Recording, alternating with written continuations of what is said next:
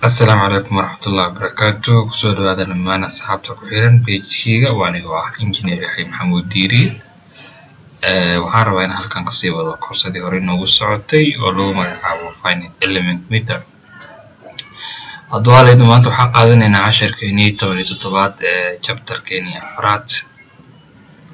waa casharkii ugu dambeeyay dhanka mathka maybe lesson 18 iyo lesson 19 inay noqon doonaan Python anagoo ku xallin doona softwarekaas reactionadii as well as displacement aan kusoo saaro doona as well as stress.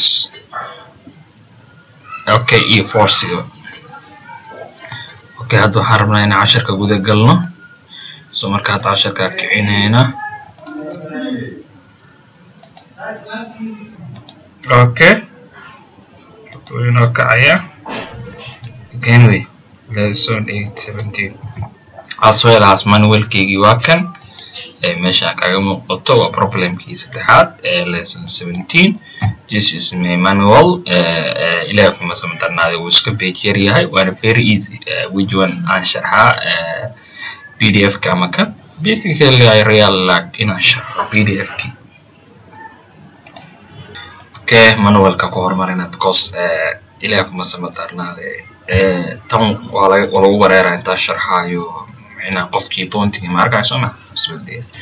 su'aasha waxayna oranaysaa figure ka hoos ku yaala wuxuu ku sheegayaa inay jirto two member. There is two members. This is first member, this is second member. This is not a member, this is a spring constant. Okay, anagoo fiirinayna inta inay ku xiran tahay spring, we need to find this member force as well as this member force. If you know member force, you can easily find member stress by dividing the area. Okay, all right. So support linear elastic modulus spring ku xiran truss member of a solid circular. truss kana waxa waaye circular truss waxa waaye circular element. cross section kiisa waxa waaye meelaha circularkaas diameter, you know the diameter ka waxa haysta 20 millimeter. If you know diameter, you can easily find area using pi d square of 4. Okay, so then you can easily find the area. That means the diameter ka 20 millimeter for element 1, element 2 as well. Okay, and it modulus of elasticity either has the 80 gigapascal. What does it mean? Kilonewton per millimeter square. That's kilopascal. Do you know megapascal? Newton per millimeter square. You know K pascal and kPa deal with Newton per meter square. Okay, because this pascal deal with Newton per meter square. This is pascal, but Kn per meter square it is kilopascal. Okay, I hope you know all of this. Very important when you need to take care of how I accept وقلدس because waxa laga yaabaa in inta lagu siiyo megapascal ilaa kuma samdara ashey lagu siiyo meter wixina la area lagu siiyo meter. Is it possible? I think no. So waxa meesha kaga muuqato two element. First of all, what is your job ama what is your plan in a ka shaqeyso? Number 1, for this to this you have 4 meter. From here to here you have 3 meter. There are how many node? Node 1, you can see node 2 here, node 3, node 4. There are 4 nodes. That means my matrices will be 8 by 8. Okay, okay, first of all inta waxaa haysta keedan waxaa haysta keeda springki waxaa haysta 50 newton per millimeter square. Okay, su'aasha qofka isweydiinayo waxay tahay ideeda waxaa haysta 80 gigapascal. Okay, kadaala kaga soo jawaabaya, no problem. Okay, this is my first node, this is my second node, this is my third node, as well as this is my fourth node. Okay, first of all you need to start node 1. In first node there is x equal to 0 as well as y is equal to 0. marka inta waxa waaye 0,0 then b da imo x maxaa waaye 4 y dana waa 0 so as well as node kan waa ka dhamaaday 3 da imo x was 0 we have 3 meter in node 4 x equal to what 4 meter we don't need to say node 4 haddii aan node 4 dhahayo 4 comma you don't need to consider in this node 4 comma something why because I already kusoo sheegay in meeshaan aysan ahayn element tahay spring so haddii element tahay you need to say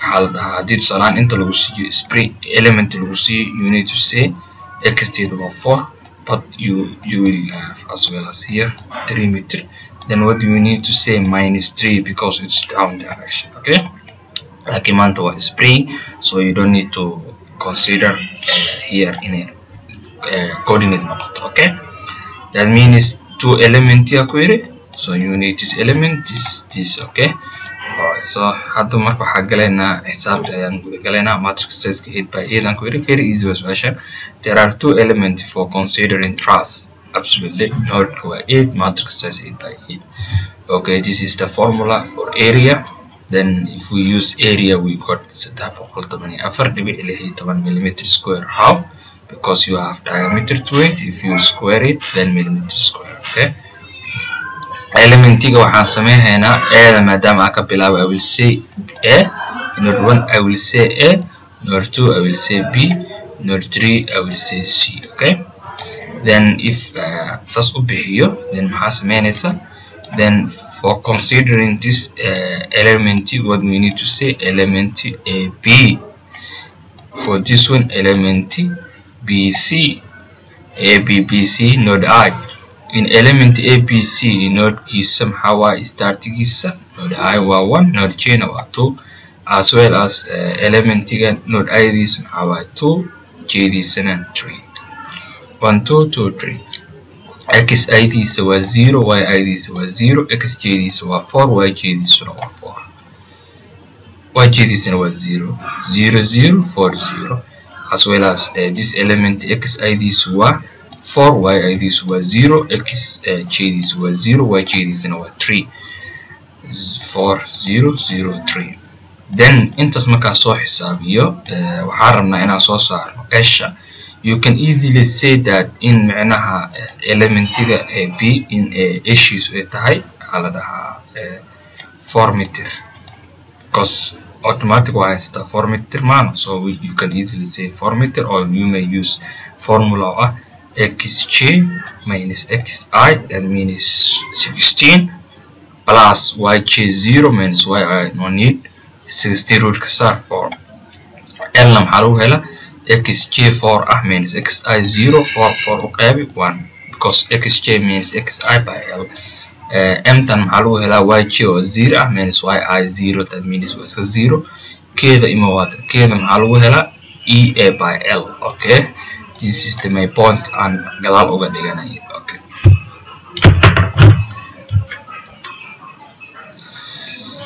okay hadina ku saarba keeda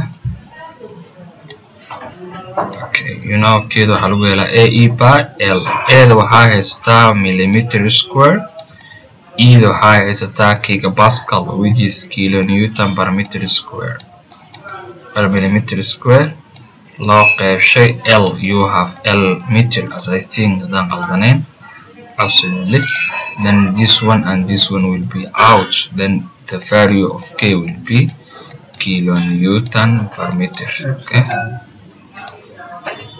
kilonewton per meter okay so su'aasha hadaba waxay tahay if you have k kilonewton per meter your spring k must be kilonewton per meter and what I need to do okay first of all consider the wadana keeda laakiin tan ina bedelo okay ina bedelaya ama ina sidoo u qaadana you need to check the formula okay for example kana raba kilonewton per millimeter waxa raba ina u bedelo kilonewton per meter then okay what I need to do first of all when I want you to convert newton into kilonewton you now 1 kilonewton is equal to 1000 Newton. So now you have Newton, you need to convert into kilonewton. Then 10 to the power 3 ayaan u qaybinaa. Jawaabta ayaan u qaybinaa. Alright. Then millimeter haystaa waxaan rabaa inaan u bedelo meter. What I need to do, you know, 1 meter is equal to 1000 millimeter, isn't it? So if you have millimeter, you need to convert it to meter. What you need to do, you need to divide 1000, isn't it? 10 to the power 3. Then divide maadaama u qaybinayo cagsi bay noqon. Maxaan ka wadaa inta waxaa haystaa Newton per millimeter, maxaa u bedeli rabaa kilonewton per meter. That means Newtonka u qaybsan yahay meter. What does it mean? That means you have 50 Newton per millimeter multiplied by 1 by 1000 millimeter. This is my meter. So marka maxaa waay u qaybsama hadeeto hayo ina u qaybsama laakiin marka maxaa waay uu ku dhaca. Okay, cagsigeedu waa lagu dhufan. So marka maxaa marka 10 to the power 3 then maxaa waay 10 to the power 3 10 to the power 3 isla baxay. Okay, si fudud ku fahansiina. First of all, kilonewton marka newton u bedelaa maxaa sameynaa 1000 aan ku dhufana, you know, isn't it? Okay, then times ma leeyahay absolutely waxaa sameynaa meter marka u bedelaa millimeter maxaa sameynaa 1000 aan ku dhufana, laakiin in this case you need to divide 1000. So 1000 cancel out, then that means Newton per millimeter is equal to kilonewton per meter. So you don't need to convert anything. Okay, so that's all. That's it. You did meela kugu soo muujiya. I don't know maxasuusta meeshii helaan ku qoraa xasuusan lahaa because that conversion was very important. I don't know meeshaan ku qoray, so I need to check first. Yes, this one kilonewton or Newton per millimeter. Case yes. Then marka isticmaal waxa soo baxayo this one in area waa aqaana by d square of 12 by 4. Idan waxa waaye this EAD waxa u qaybinaa ishaan waa 4 meter, as well as this one mar xj or 0 minus xi almost minus 4 5 u qayb minus 0.8. yj waa 3 yi waa 0 3 minus 0 waa 3 u qayb 5 0.6. EA by Asia 5, we got this one. Then KE formula the level. So we need to make K matrix KAB member KAB like KEAB or 6283.2 into, you need to memorize this formula. L square 1 square LM 1 times 0 0 LM 0 محاوى M square. So intaan soo helo intaan negative keeda inta dhiga cagsigeedan ka wada meena tusaalahan waa 1 minus 1 0 0 intaan soo guurina inta keena kan sidee inta keena. Okay, so I hope inaad fahantay formula very easy way, straightforward. Then 6283.2 into code 4 that was good of numbering maxaa waa numbering I will show you later.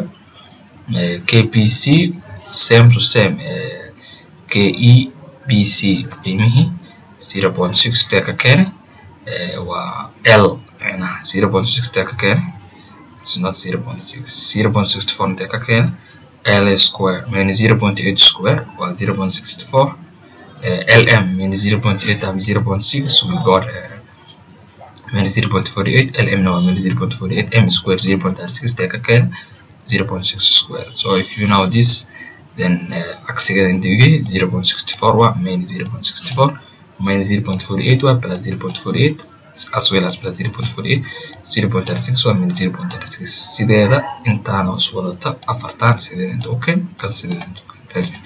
Then marka inta sameeyo waxa sameeysaa 50 26.6 into ku garaac, and then we got this one. Okay, finally now come on spring part. You know spring has the 50, you know the formula k minus k, so 50 minus 50 minus 50, 50. So now let's go on numbering. So madam I want to we need to say 1,2. madam into 2 we need to say 3,4. madam into 3 we need to say 5,6. madam into 4 not we need to say 7,8. First of all, for this one starting how 1 1 2 3 4 1 2 3 4 1 2 3 4. Finally this one it will be 3 4 5 6. So then come here 3 4 5 6 3 4 5 6. First of all okay, this is spring emo there because I have 3,4 as well as 7,8 and spring here. You know how I do by 2 matrix and I need to do. So actually how I spring here you know this one. This is my x-axis. This is my y-axis. Spring here x ku degan tahay mis y ku degan tahay. So actually that's one. So actually how spring here ku degan tahay in y direction. Nanka y ku tagan tahay. If I take y, you know 3 dan y x, 4 tan y. This 7 y x, this 8 y. Adama y you could take starting y 2 y. So I need to take y 4, indicating y 8, 4 8. So waxaan qaatay 4 8 4 8. Admit yes, because waxaan ku yiri spring wuxuu ku dhigan tahay in x direction, in y direction. Hadii inta ku dhiganahay spring what I need to take 3 and 7. Like madam I y tie we need to take in y portion this only, this two only. Okay. So marka naming marka dhammeeno waa ka soo the spring lies in y direction, so take like that. Boundary condition kaya sameynayna the boundary condition ka displacement ka hormarayna node 1 madam inta qaadana u1 v1 equal to 0, madam node 2 inta qaadana u2 equal to what, u v2 equal to what, u3 v3 madam 3 node qaadana equal to 0, as well as this is fixed as well as 0. Okay, so I have done displacement come on reaction. First of all, madam can inclined, it has 2 force in x and y direction. In x it's 15 sine 50 degree. In y that's why in x and 15 cos 50 degrees. So we got 9.6 reaction r1x and r1y equal to what? Madam in support. Madam in 3 qadan r3x and r3y equal to what? Madam in support qadan as well as equal to what? But in R2x we have 9.6, R2y we have 11.5. After that we make global stiffness matrix using a previous scale positioning not positioning u1 v1 u2, then finally was good. In a sentence this one and this one totally same, this one totally same, this one totally same, this one totally same, this one totally same, this one totally same, as well as this one and this one totally same. Okay, so marka inta soo ogaato u1 iyo v1 position ay dhigto how many anna u2 and v2 then so basically we need these two portion. Then after putting it calculator we found u2 intas and v2 intas.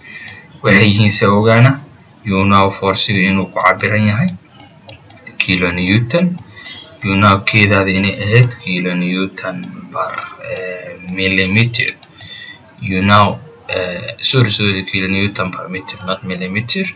So you know in ilaahay kuma samatarnaade you know force-ga xitaa muhiim ah. Force-ga maxaa lagu sii 15 kilonewton inay taabila.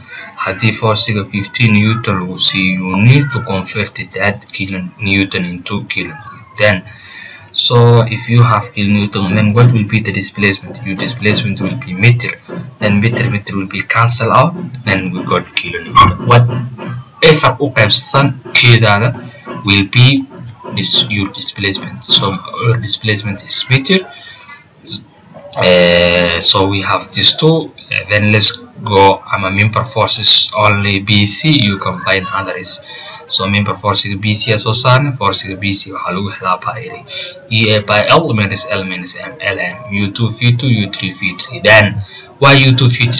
Because you know force BC this force is equal to markii lagu dhufanayo boundary condition waxaa U2 V2 U3 V3. Then after that I have put it the value of U2 V2 U3 V3 in element BC. I put it minus 0.8 or minus L8, so minus out. M not 0.6 and minus 0.6 x together, minus 0.8 x together plus 0.6. Then after that you now E80, you now area by d square of 4 by L and 5. After long process we found that force BC minus 18.23. What will be force CB plus 18.23. You don't need to calculate. If you wanted to calculate, these two will be up, these two will be down. That's it. So then your answer will be plus, because these two will be balanced. Okay. If you wanted to find the stress of BC, you need to delete this area. Then we found that is okay, or we need to divide this by area, and you can easily say that, oh, I have this kind of stress. How can I now whether I need to divide or not? Okay, let me show you this, guys. So if you delete this, then you will get stress, isn't it? But well, if you want, or you can't do, I think so, you need to do like this. Okay, first of all, if you want to find stress, then delete this portion, then use 80 by 5, then 80 by 5 answer is into kudufa, put it in here, then cross multiplication, use this by multiplying, this two will be 0, so you don't need to take it. Lesson keeni 17 inta say oo baxeena inshallah waxayna balanaa lesson keena sidii 10aad anaga ugu sharxi doona Truss anaga isticmaalayna formulation ilaa kuma samatarnaade anaga isticmaali doono waxa la yiraahdo Python aan ku soo halin doono displacement reactionadii iyo stress iyo lesson 18 complicated ay soo ayaan sharxi doona inshallah. Truss kan iska yara fudud, so if you practice more then it will be more easier. دقيقة كده من about 22 minutes, so I don't want you to go حالا إنا كسيدير هذا مرة 10 كينا 8 طبعا أنت سأقصص مينا صراحة أنا بلنا كنترول 10 كينا سيديت من almost ودي أرسني هاي وبايثون كي أنا جلينينو so I can show you. السلام عليكم. وكان أنا بايثون جلينينو then complicated matter element so shall because 10 كروب مهين رومان so 10 كينا سبسمينا والسلام عليكم ورحمة الله وبركاته. See you next class.